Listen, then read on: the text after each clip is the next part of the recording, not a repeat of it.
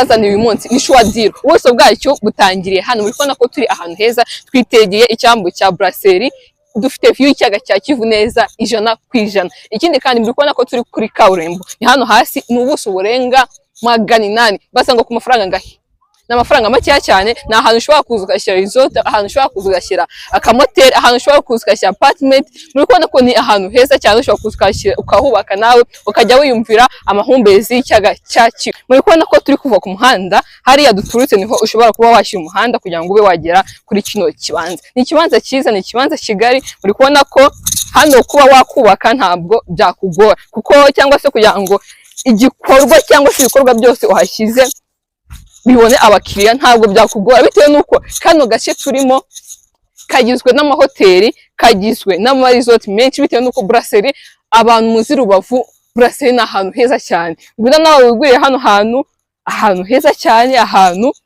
ushobora kuba washora ukunguka kandi mu buryo bwiza ndetse n'amafaranga wifuza. Kuri $60,000 gusa urazizana tubwe kino kibanza cyiza, ndetse urazizana tugukorera mutation ni nkako kanya.